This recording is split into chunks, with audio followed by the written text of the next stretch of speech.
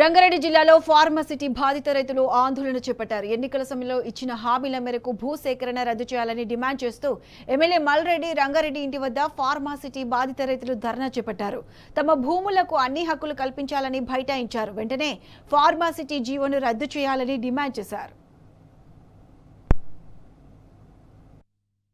ఫార్మసిటీ రద్దు అన్నాడు, రద్దు చేస్తలేడు. ఫార్మసిటీ ఆన్లైన్ ఎక్కిస్తలేడు. రైతు బంద్ వేస్తలేడు. Register open చేస్తలేడు. ఇవాళ 2 ఎకరాలు అమ్ముకుందామంటే మాకు ఏడ ఛాన్స్ లేదు.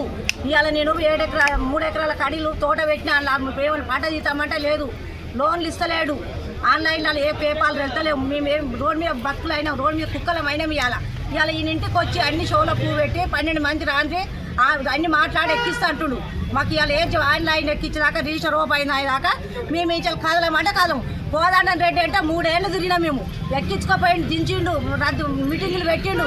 ఇవాళ మాకు కంటికి గానొస్తలేడు కోదండం రెడ్డి. మాది 4 ఊర్లు మాకు ఆన్లైన్ ఎక్కిస్తలేరు. మల్రెడ్డి రంగారెడ్డి, కోదండరెడ్డి, మరి నిరంజన్ రెడ్డి, కోమటిరెడ్డి, వెంకటరెడ్డి వీళ్ళందరూ మా వెంక తిరిగిండ్రు. సీతక్క, బట్టి క్రమార్కుడు వీళ్ళంతా మా వెంక తిరిగిన వాళ్ళే. తిరిగి వాళ్ళు ఉద్యోగాలు చేసుకుంటారు. మా రైతులు ఆగం చేస్తుండ్రు. మా రైతులు ఆగం చేసి మమ్మల్ని మల్రెడ్డి రంగారెడ్డి ఇంటికి వస్తే ఇప్పుడు ఏమి ఇచ్చిండు? ఉండు చోల పువ్వు పెడతాను చెట్టు పోయిండు ఇంట్లో వాడి దాకా. మేము ఎట్లా బతకాలి? మాకు ఆన్లైన్ ఎక్కియాలి, రిజిస్ట్రేషన్ సాఫ్ చేయాలి.